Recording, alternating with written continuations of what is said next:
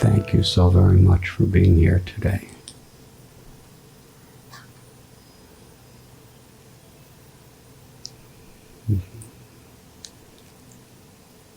The last 2 years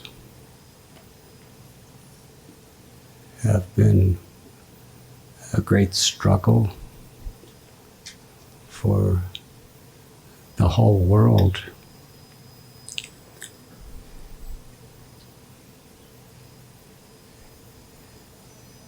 And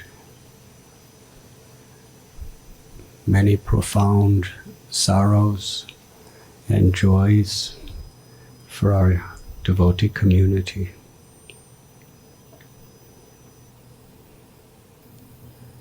We find in Srimad Bhagavatam, when Mother Earth was facing overbearing, overwhelming exploitation and suffering due to seeing her children suffering. It is important to note that Mother Earth, being mother, cares for all of her children.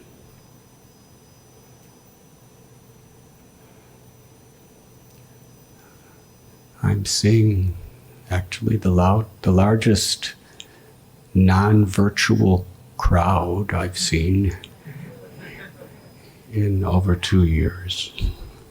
I've seen large virtual crowds.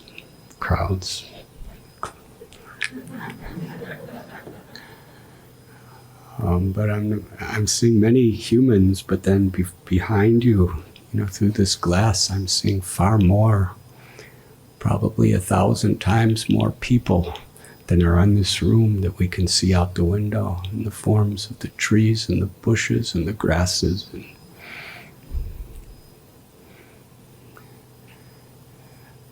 And Mother Earth considers everyone born from her child. And for those of you who are mothers, you know the feelings you have toward your children. And it's not that if you have many children, you care less for any one of them than if somebody only has one.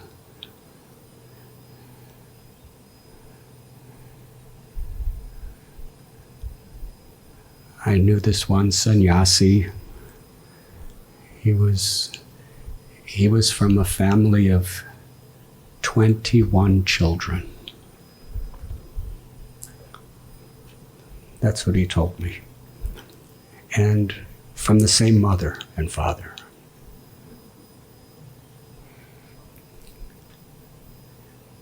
And he told me when they would sit down for dinner together, people would see through the window and walk in and ask for a menu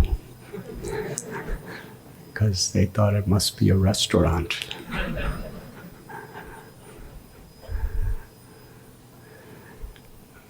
But anyways, he was one of the youngest among them. And when he became a sannyasi, his mother and father were crying pathetically for one reason only, that he would not give them grandchildren. All the others were already giving them grandchildren.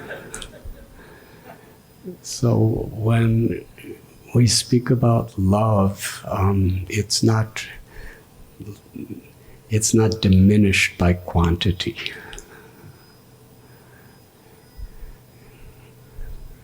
Certain things in this world, if you put more quantity into something, it becomes diluted. But when love is real, it's never diluted.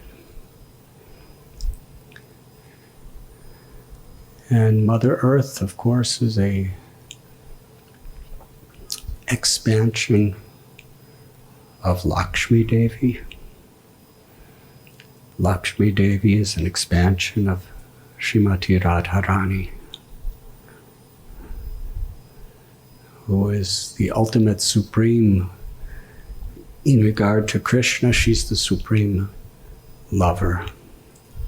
In regard to all created beings, she's the supreme mother.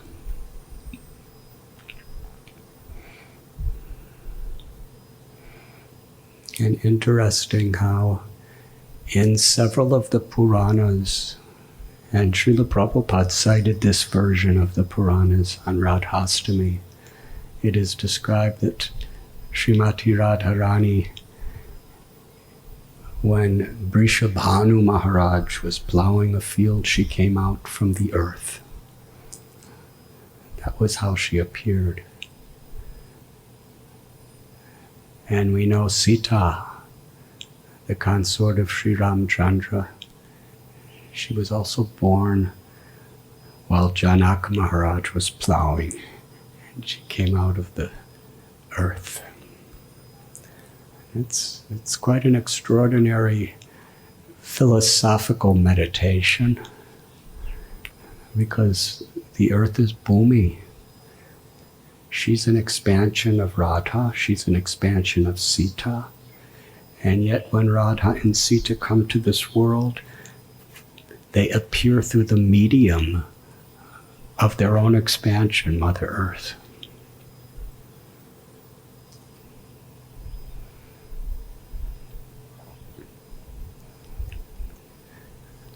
Just simple plow, and Radharani and Sita, what greater crop could possibly come from the ground? And with all of our high-tech tractors and machinery, we don't see Sita or Radha coming out of So just the simplest service was reciprocated. So Bhumi, we can say that she is the soul of Mother Earth. And the physical features are her body. Just as we are the soul that animates this body. And we may not be the body, but we're aware of every part of the body. Any part, if you pierce it, you will feel the pain. It's not just you'll only feel the pain in some parts. So she is conscious of everything. And we are all born from that body. So she is Mother. It was Bhumi who took the form of a cow. Because of all of her children, the cow is especially relevant. Because cows are completely dependent on human compassion.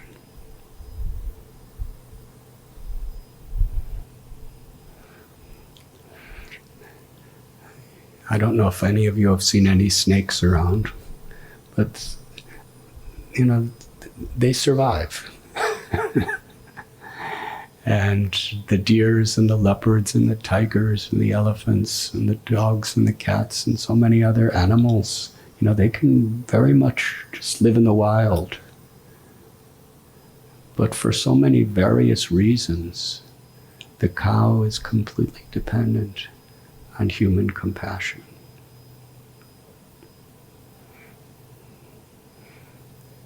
And she is declared a mother.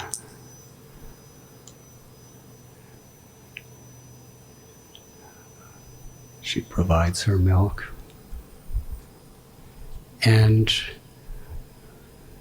she very much personifies the nature of a mother.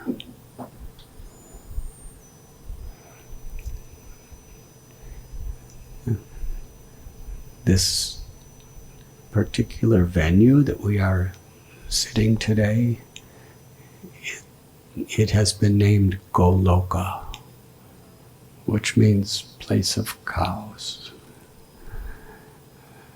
And just to the side of us is our Goshala and Goloka. In the Govardhan eco-village.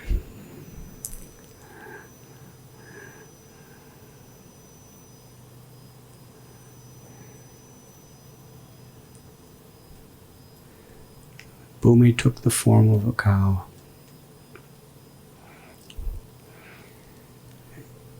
Interestingly, because in taking this form, she knew that Brahma and ultimately Vishnu would hear her plea with the most sincerity.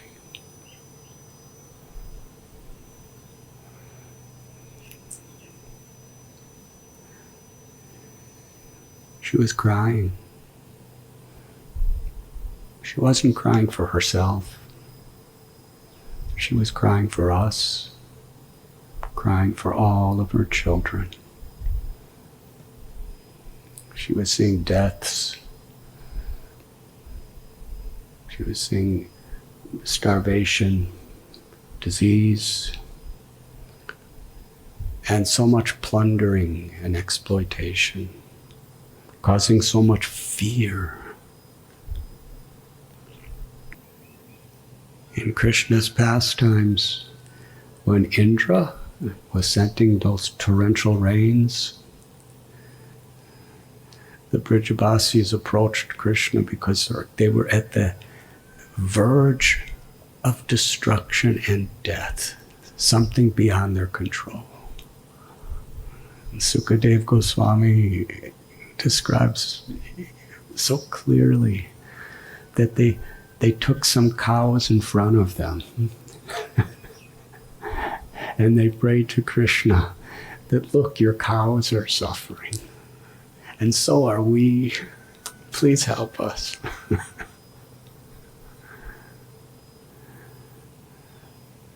And in this sense, the cow represents all those who are dependent on our compassion. In the Vedic spirit, if we learn to take care of cows in the proper consciousness, then that will expand to all living beings and all humanity.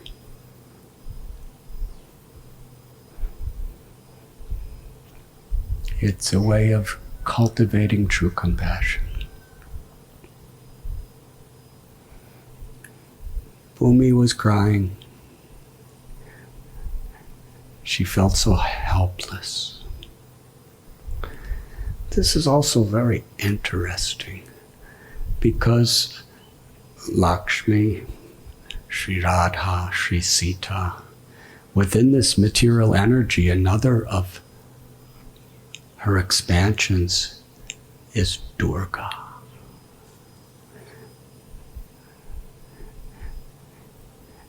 And a form of Durga is Kali Mata. In the form of Durga or Kali, she doesn't need our help at all.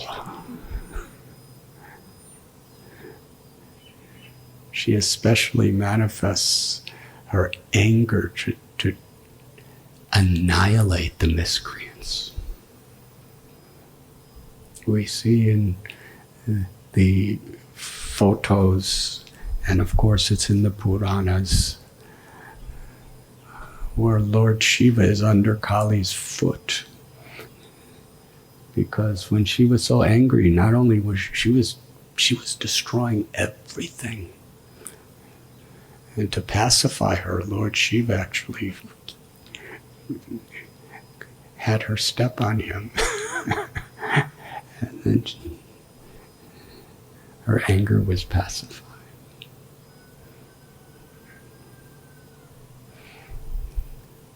So,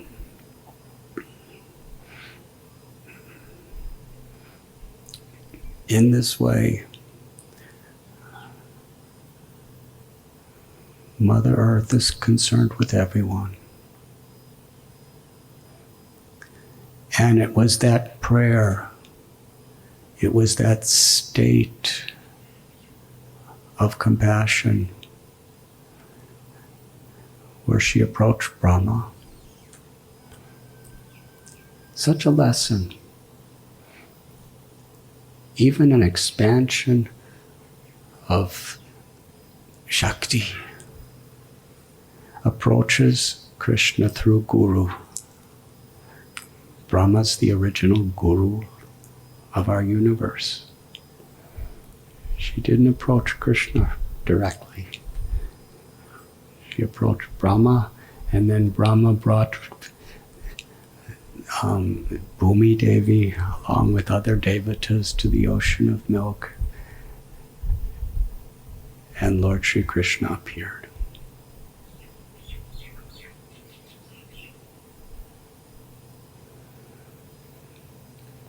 And in this age of Kali, we have Advaitacharya. Advaitacharya's wife is Sita Thakurani. And Sita, of course, Sita Thakurani is a manifestation where, again, the mother. Advaitacharya could see through his divine vision. Kala, he was Trikalagya. He could see past, present, and future. Now you may wonder, how could anyone see past, present, and future? But when we understand the nature, the tattva of Sri Advaita Prabhu, he's an avatar of Mahavishnu. And what is the power of Mahavishnu's eyes? Simply by his glance, he impregnates the entire cosmic manifestation with its limitless universes, with all the jivas who are karmically destined to take birth.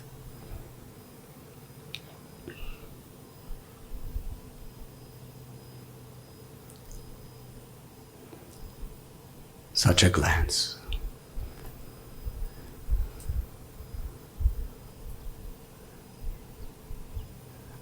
It's quite unimaginable. He sees everything everywhere. By his exhalation, the cosmic manifestation appears. By his inhalation, it enters into him. And by his glance within the Mahatattva, all living beings are manifested in their potential state.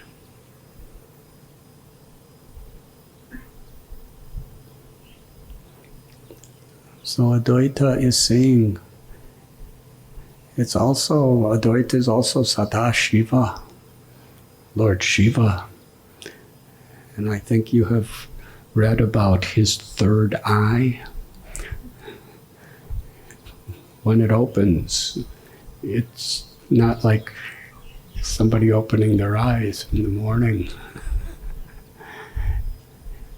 Lord Shiva's, when its third eye opens, he could see everything. He could create everything. He could annihilate everything. The power of his vision. Combination of Mahavishnu and Sadashiva appears in this world as Sri Advaita.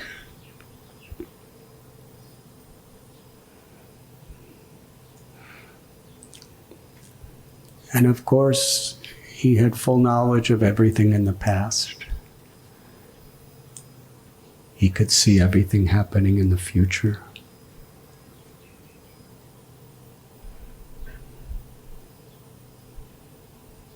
sitting in Shantipur on the bank of Mother Ganga.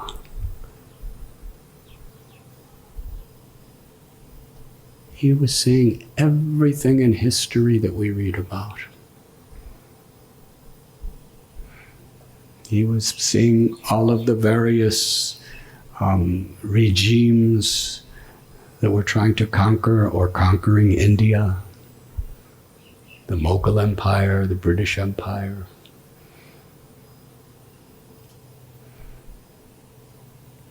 He knew exactly when the Constitution would be written,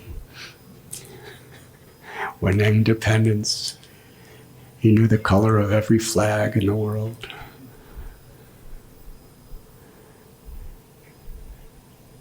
Expanded within an expansion of the Lord is the Paramatma who knows every thought in every person's heart and never forgets.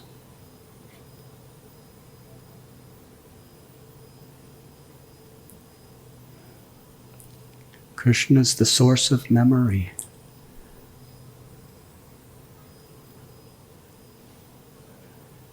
And he's the complete fullness of the opulence of memory. Imagine the limitless living entities in all the universes and the Mahatattva, the cosmic manifestation. And of all the 8,400,000 species that these living entities may pass through again and again.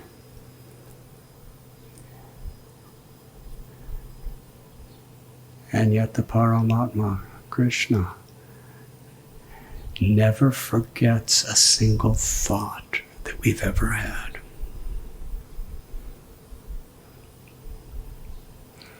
Never forgets any word we've ever spoken to anyone. Fully understands and knows and never forgets our intentions, our desires, what to speak of our actions and reactions.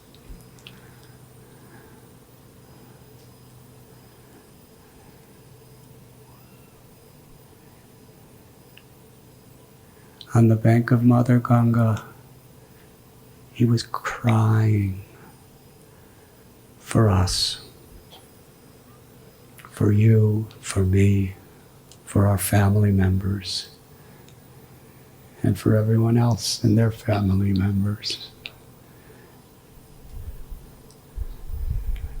Because life is so much about family. Because you can't exist without a family in this physical world. Every tree, every blade of grass, every human being, every animal, every insect, they're all born of a family.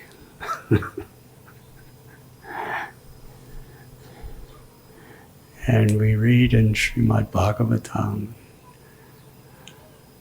that in the spiritual world of Goloka, everyone is part of a family. How sacred is family in its original and pure conception.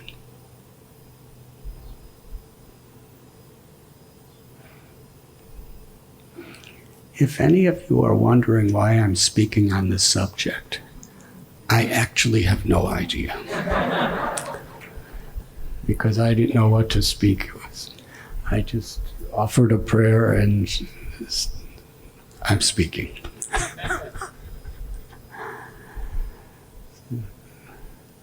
So Advaitacharya, he was crying. He was crying for you. He was crying for all of our loved ones. He was crying for the suffering of all beings. Today, the last 2 years, he saw World War I and World War II. He saw all the other wars that were going on. He was there at Kurukshetra, and in another form, Sri Lanka.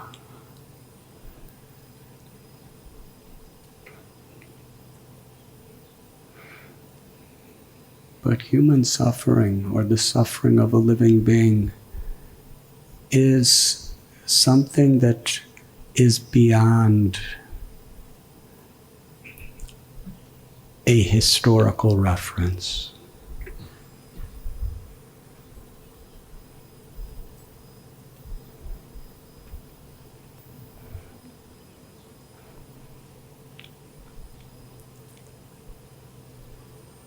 Paradukha dukhi.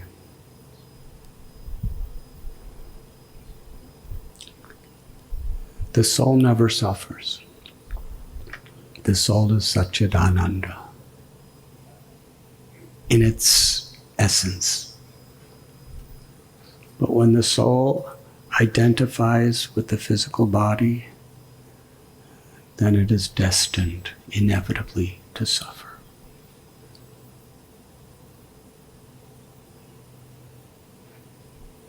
And the more enlightened a soul becomes, the more purified in its original nature the soul,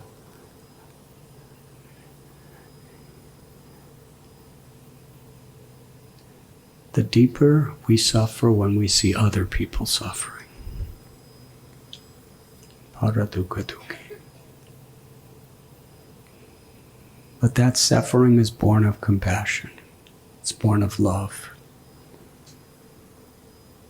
Internally, it's a type of ecstasy. And it is that state of consciousness of feeling the sufferings of others that is the reason the Lord incarnates again and again. Yada yada hi dharmasya glanir bhavati bharata.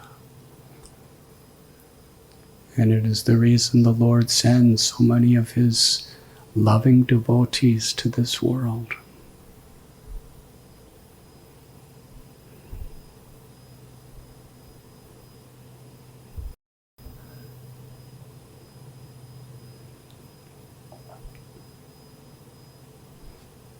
He prayed, Krishna come. He prayed for Krishna and Sri Radha to appear in this world, to give the opportunity to everyone to not only be liberated from the suffering, not only to be freed from birth and death, but he prayed to give everyone the opportunity to enter into the pastimes of Radha and Krishna in Vrindavan. And Lord Chaitanya Mahaprabhu, in response to his prayers, in reciprocation to his tears, he came to the world.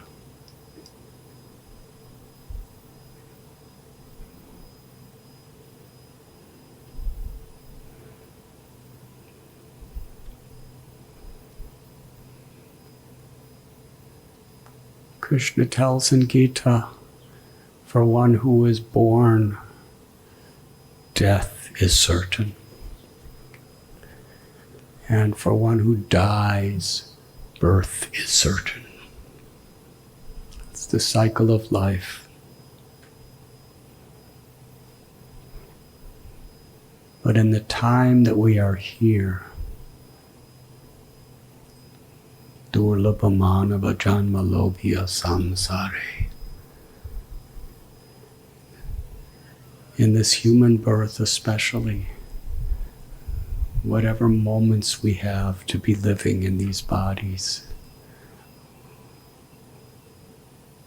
we're given a gift that it generally requires millions of births and deaths to achieve. The opportunity to surrender to God's love.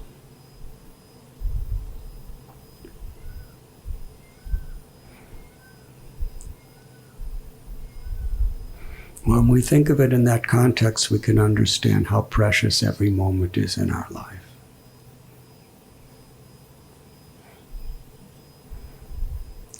And because padam padam yad vipadam natesham, because there is danger at every step in this world, dukalayam ashashvatam,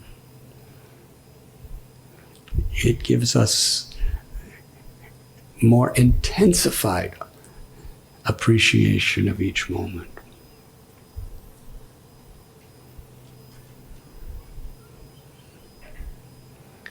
We have lost in our own community here, we have lost several of our most beloved guides, mentors, family members, loved ones, devotees.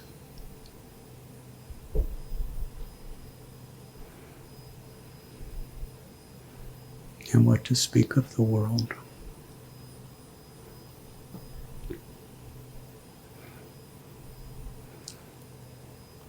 Pandemics,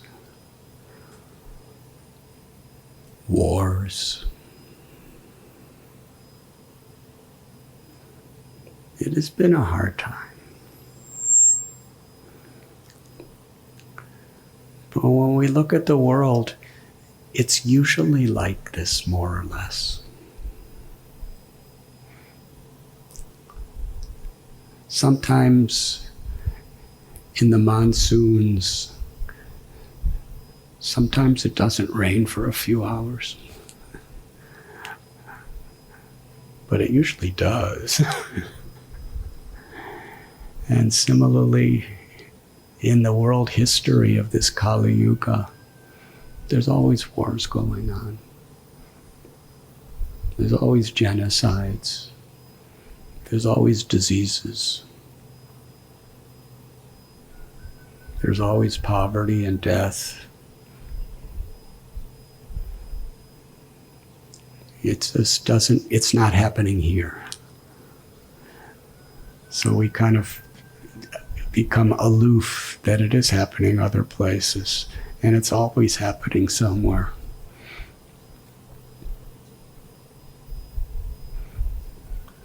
Sometimes it becomes more broad spectrum as our doctors give us medicines that are broad spectrum. That means they're very inclusive.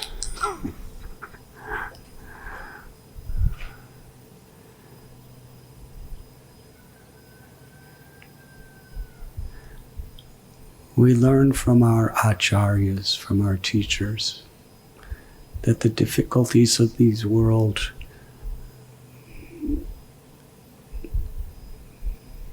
were advised to see them as wake-up calls. Jiv jago goda chandra bole, kota nidra jayo maya pisachira kole. When Lord Chaitanya and Lord Nityananda Prabhu appeared in this world, their message was simple. Wake up, sleeping souls. Wake up. You are sleeping in the lap of Maya, of illusion, of misconception.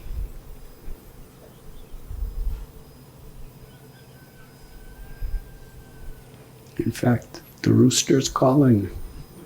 You can hear. And generally roosters are symbolized when they crow like that, it's a wake-up call. So it seems like Mother Nature is harmonizing with this talk. And some of you need to wake up too.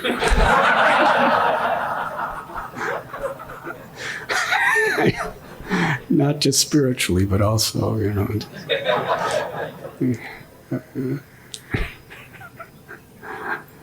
lectures have a tendency to put people to sleep, even when the lecture is about waking up.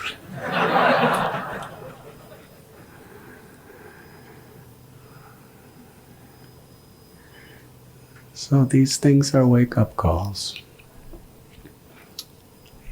What is really important? What is really priority? Human nature has always been and will always be without enlightened association and enlightened cultivation.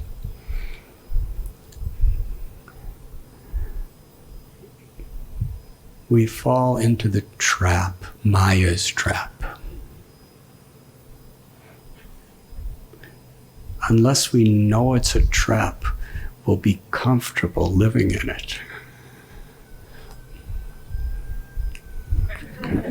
Confirmed by the rooster. But when we understand we're in a trap, we understand what's coming ahead, then we take seriously getting out of that trap. And one of the great traps are those things that are really not important at all in our life. We take it to be so important.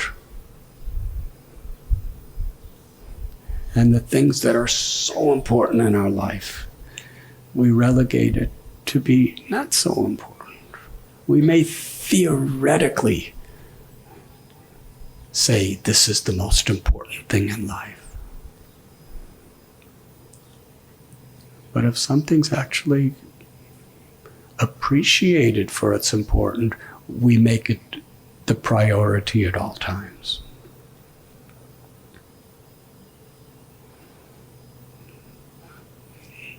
On the subject of mothers, a loving mother, when a little baby is just all alone somewhere crying,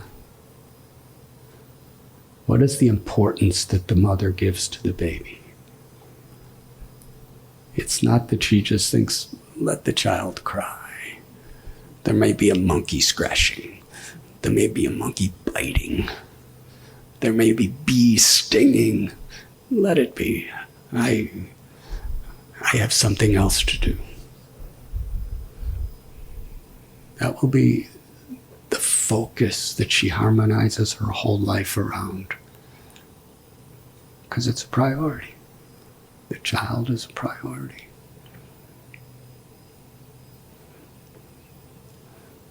And when Krishna comes to the world, Gokul, Mahavan, he's a little child. And that's the way Yashoda and Nanda are thinking. And in many ways, our bhakti is determined by how much we truly prioritize Krishna in our life.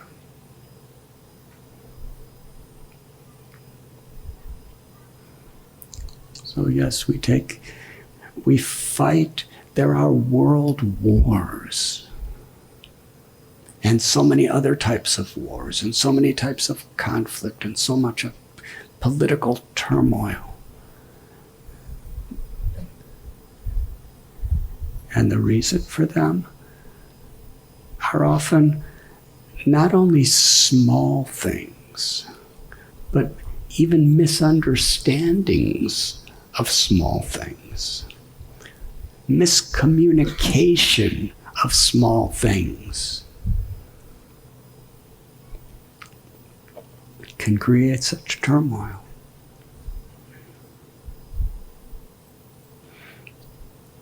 And sometimes when we're new devotees, we think that now I'm a devotee, these things won't affect me.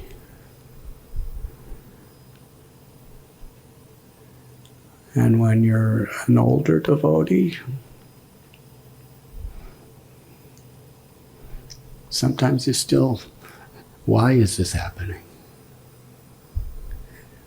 But the reality that Srila Prabhupada described is when you become a devotee,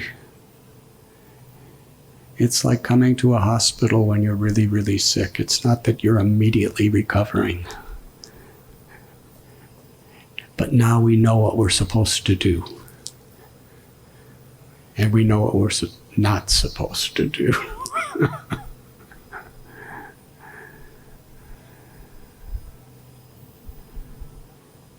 So the same influences, the same vulnerabilities that are in the world are in each of us too.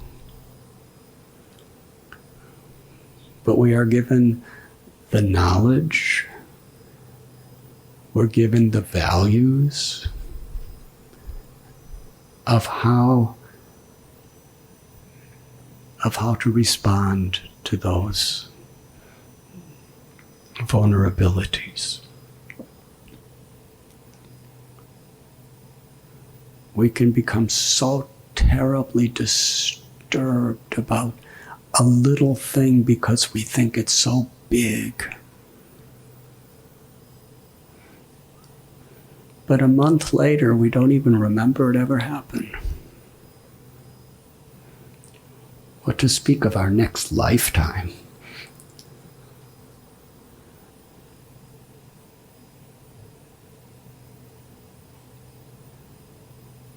If somebody does something that you don't like, you think you're going to remember it in your next lifetime? So really, how important is it? What's really important is that which always has value. What always has value? The eternal soul's connection to God. And the means by which we can cultivate awareness of that connection we have with God.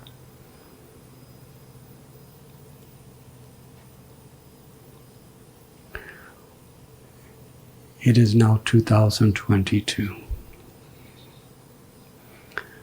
100 years ago, this year, is when Srila Prabhupada first met his Guru Maharaj.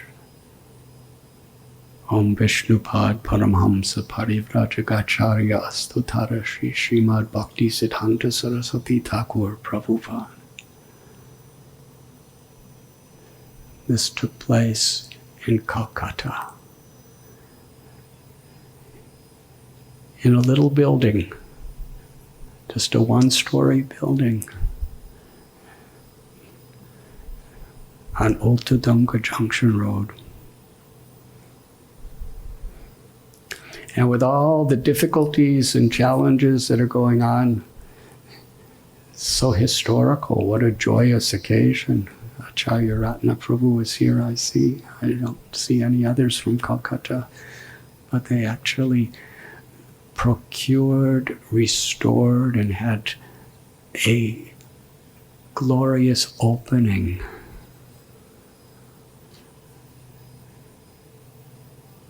For almost 100 years, no devotees have been in that building.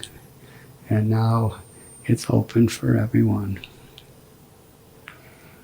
It was there on the rooftop because there was no space in the building. Any gathering had to be on the rooftop. That Srila Prabhupada was given this instruction.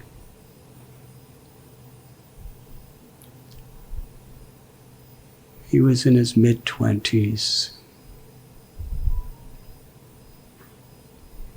He was recently married and had his first child born.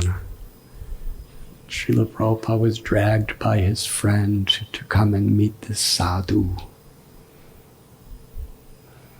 And Srila Prabhupada bowed down.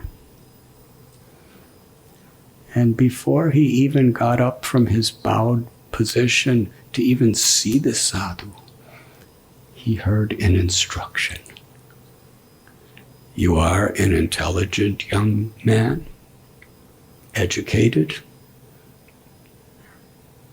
Take the message of Lord Chaitanya to the Western world, to the whole world in the English language.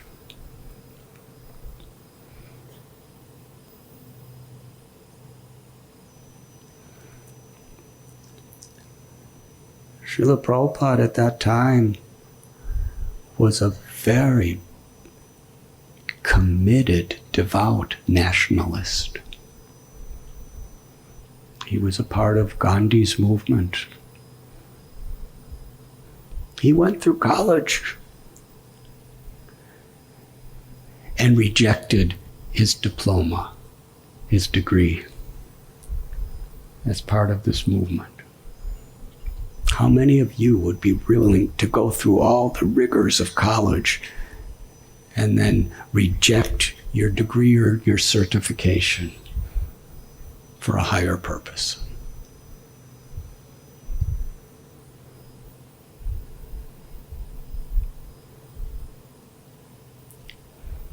In those days, to wear khadi, this simple hand loom, because the British were very much creating, the more modern fabrics. It was like a uniform. It was like a military uniform in the sense that, but it was a nonviolent military uniform.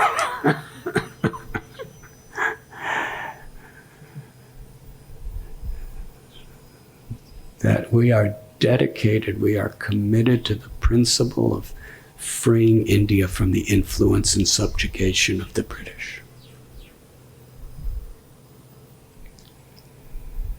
So this is what Srila Prabhupada was so much dedicated to.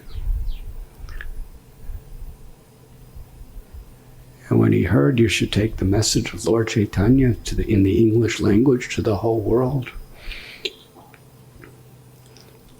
Srila Prabhupada was part of a movement against the English. And he's told to take the message in the English language.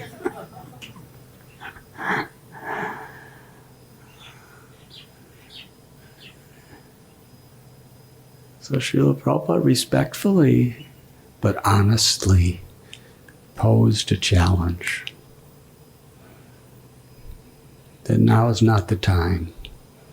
The time is to pursue independence. Without that independence, India does not have the dignity for others to hear our message.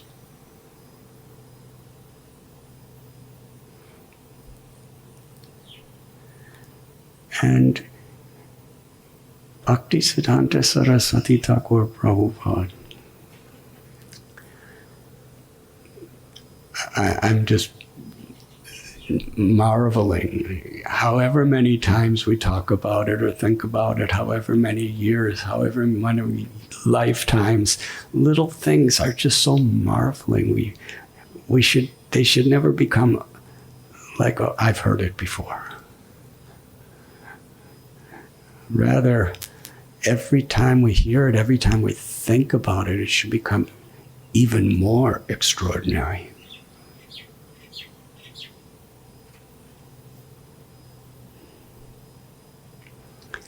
His reply to Srila Prabhupada was so much the very essence of the teachings that he was asking Srila Prabhupada to take to the world.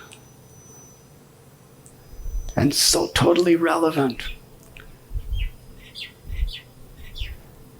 He said all these political parties and everything else, they're always changing.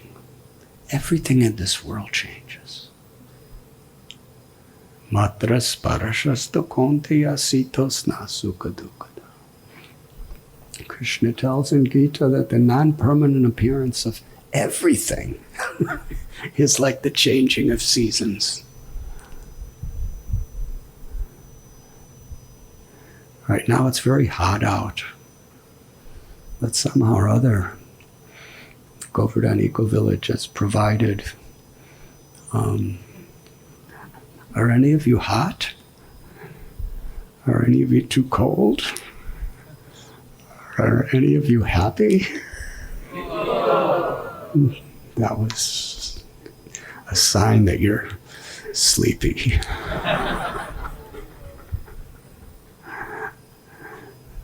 Are any of you happy? Thank you. I need to be waking up too.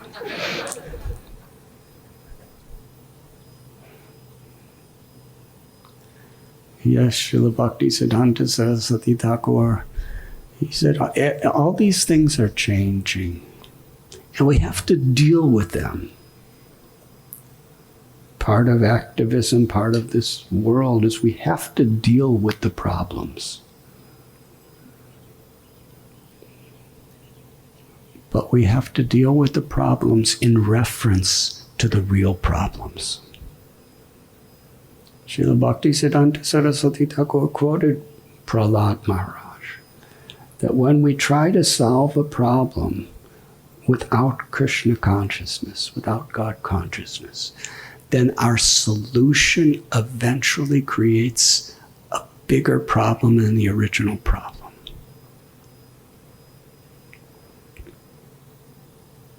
It may not appear that. We have such small vision. Sometimes it's very apparent. We try to solve a problem, and right before our eyes we see, I made it worse. But other times we think, oh, see how I have fixed it.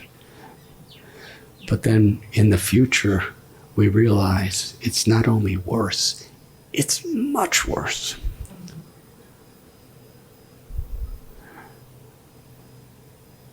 Or sometimes one problem creates another problem. I'm just seeing our doctors from Bhaktivedanta Hospital, and I know, before they go into solving a problem, they look to see a broader picture of your whole condition. Because if they don't understand the larger picture of everything going on in your body, it's trying to solve one problem could actually kill you. In the name of helping somebody, I can kill you. So we have to we have to see reality from a larger scale than just the immediate situation. And then we deal with the immediate situation from that larger vision. So Srila Bhaktisiddhanta Saraswati Prabhupada said, the only real problem in the world is a lack of Krishna consciousness. And the only real solution to the problems of this world is Krishna consciousness.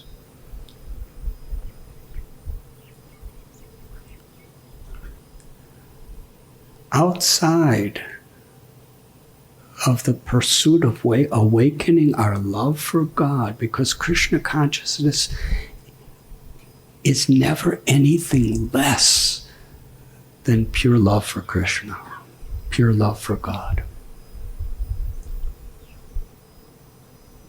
It's not Brahman realization. Krishna consciousness is not liberation. It's not the shanti and the peace of complete freedom from dualities and sufferings. Krishna consciousness is the awakening of the ecstasy, the ananda within our soul, which is to love Krishna and to see Krishna in everything and everyone, and therefore to be an instrument of Krishna's love in every situation of life. Compassion. Krishna consciousness means compassion on that level. And that's what motivates us. And that's how we decide situations. That's how we make our choices.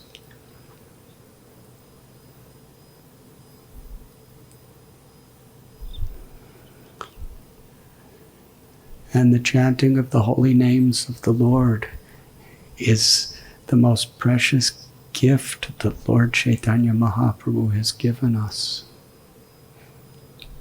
to awaken that love for Krishna. the association or community of devotees are inseparable from that gift of the chanting of the holy names.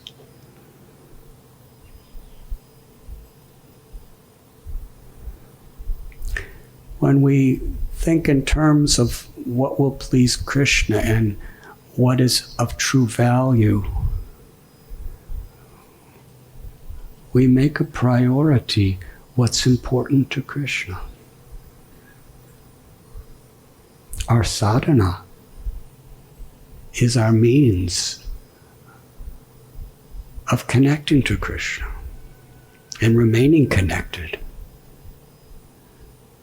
That's a priority. And the community of devotees is such a priority to us. Why?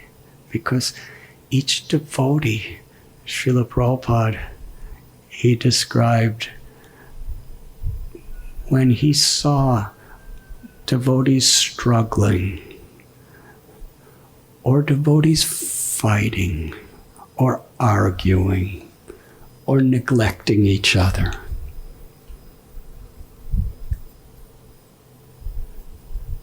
Srila Prabhupada gave a graphic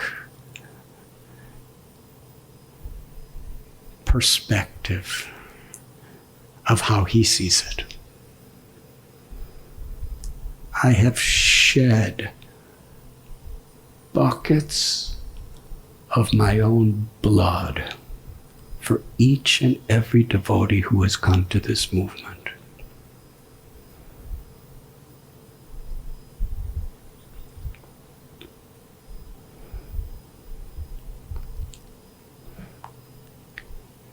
He didn't say milliliters or syringes. Bucket, in plural, buckets of blood. So we just look in this room today. How much of Prabhupada's blood is in this room today? It's unimaginable.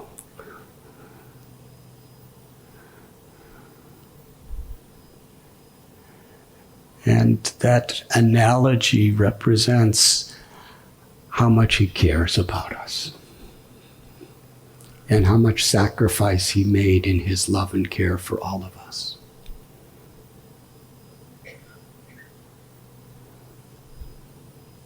What is really important? 99.9% perhaps of the things we fight about, we think they're so important because we're not really tuned into what's important.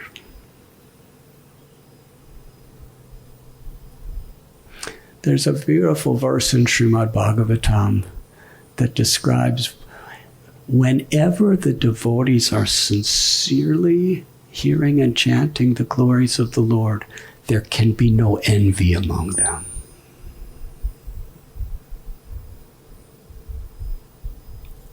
So if we're feeling envious, that means, in one sense, that it's a symptom that we're not really focused on hearing and chanting with the devotees, serving with the devotees.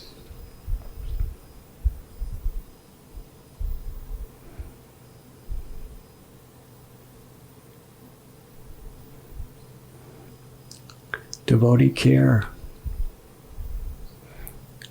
is not simply a service. It is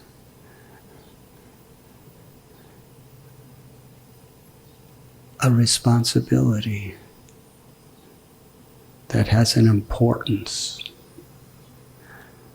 hundreds of millions of times more than practically everything else we fight about in this world or disagree about. Even if we disagree, even if we think I'm right, you're wrong, and all of that stuff, it simply it may be real in a sense, but when we put it in the light of what's really important in life, it's insignificant. And we deal with it accordingly. At Ultadunga Junction Road, Srila Prabhupada was told by his Guru Maharaj that this is what is most crucial and important in the world. And when we see suffering, pandemics, wars, we see economic uncertainties, we see fear, and we feel for these people. Sometimes it's in our own life. We respond from a Krishna conscious perspective.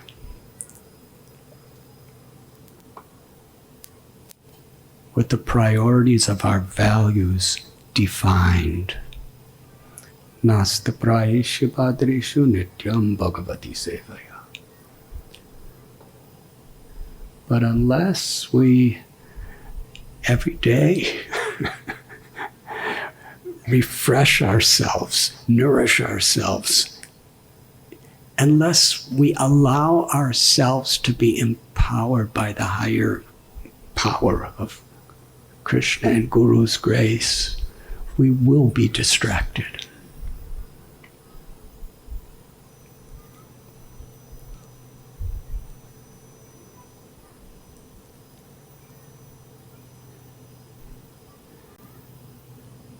And today is a meeting among our counselors. So this is the responsibility that all our counselors are entrusted with. I guess, according to the subject I'm supposed to speak on, I'm just about to begin the lecture.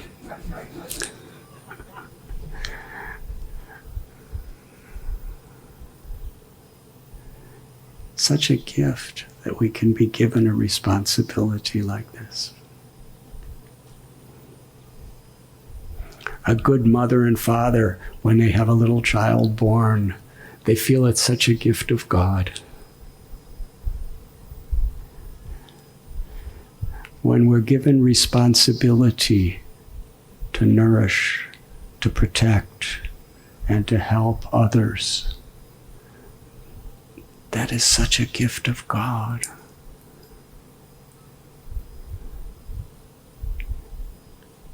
It's not a position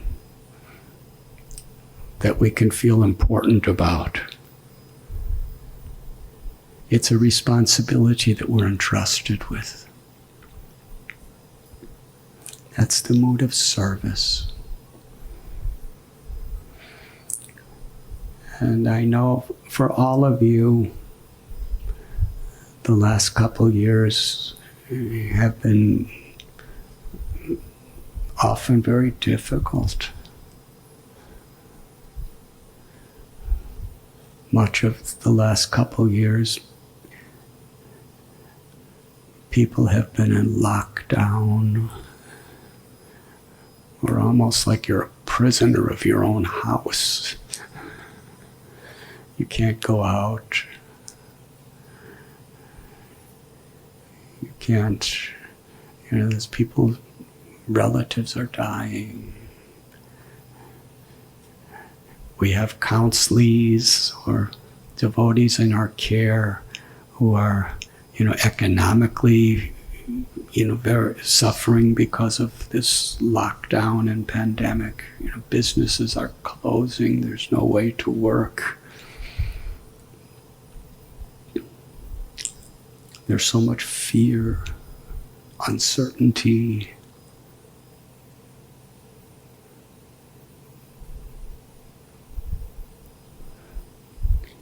And you're not only dealing with your own family's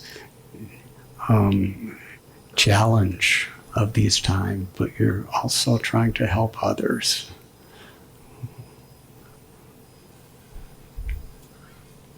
It's such a great responsibility.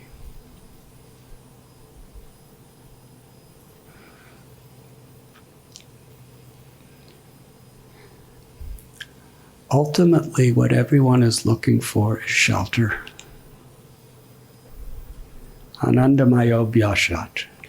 That every living being spirit souls, we're looking for pleasure. We're trying to avoid pain. But the place where we find pleasure and relief from pain is what we can call the place of shelter.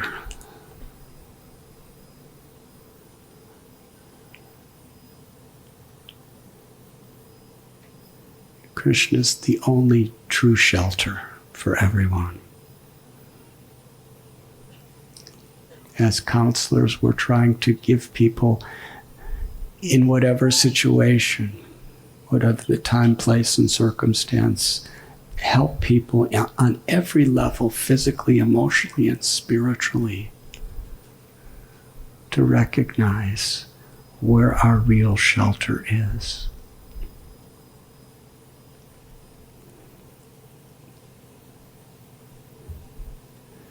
And to give shelter. When Krishna is really manifesting within our hearts, then we become instruments of Krishna. The very foundation, Prabhupada is our founder Acharya, and so much of the foundation that our founder has given us was revealed on the Jaladuta, where he prayed,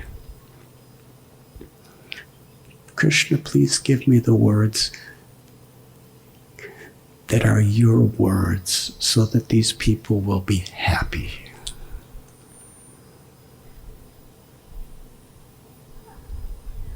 Let me be your puppet and dance according to how you want me to dance. Krishna is the only shelter.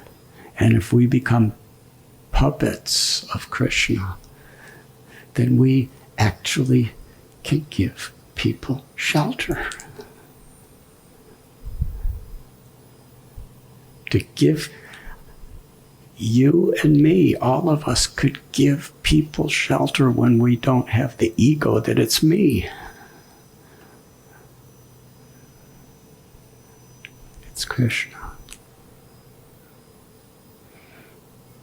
And I know when not only your own problems in these situations are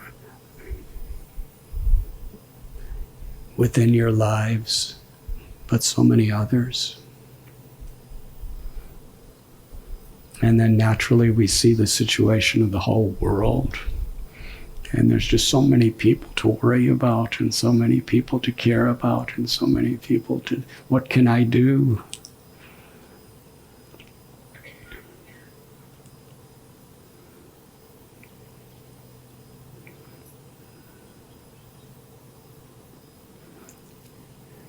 And you have all done it with dignity and grace.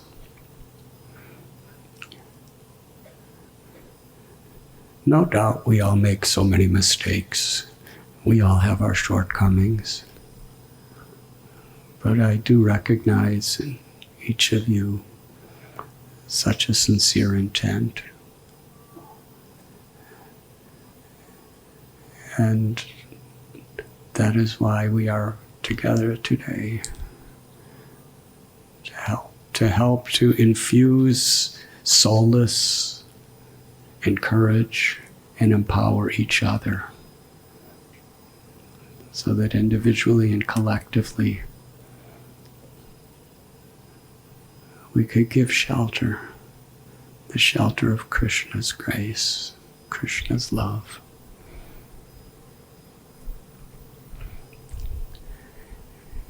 And since we're at Govardhan Eco Village in the Vrindavan forest, I will extend that idea that there's Vishaya and Ashraya. Ashraya means the place of the shelter of love. And that is the heart of Srimati Radharani. Krishna takes shelter of Radha's love.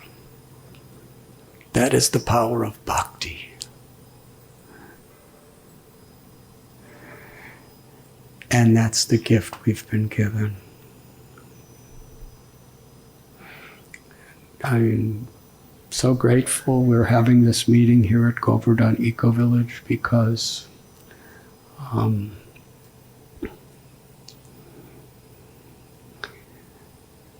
its primary purpose of all the creative efforts, of all the financial expenditures, of all the human man and woman powers, and of everything else that goes with a community like this.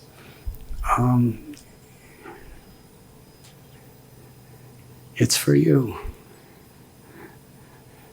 Not only is it for you, but it is yours. And when we go deeper into this concept, it is ours.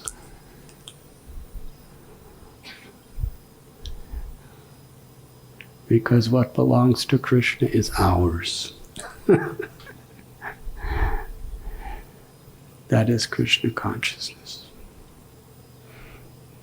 Govardhan Eco Village is really created, and it's gone through various stages of, we can say, incarnations or evolutions, however we want to describe it, But this community is simply an effort to give shelter. To give shelter to the world in so many ways. We began our talk today with the idea of Bhumi, Mother Earth, and all of her children. Of course, charity begins at home. This shelter for our own counselors, counselees, shelter for our own communities, holy place, a place where we can feel we're at home in Vrindavan, a place where we can cultivate feelings of being home in Vrindavan, a place to cultivate separation from Vrindavan.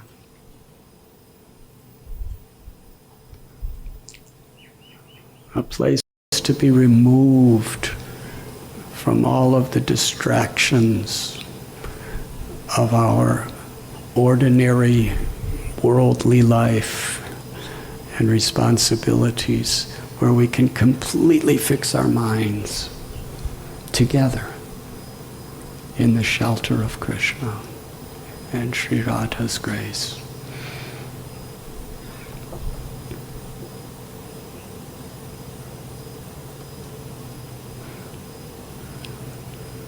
Knowledge, Krishna conscious knowledge is shelter.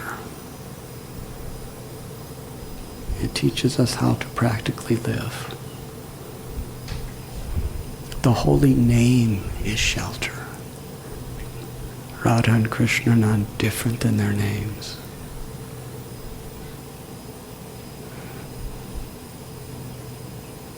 And a holy place really is wherever devotees are coming together with this intention.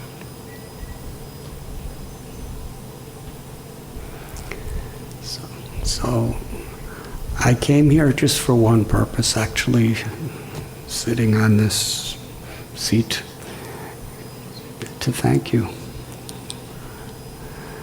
But sometimes elderly swamis, it takes us a long time to say thank you. But I thank you.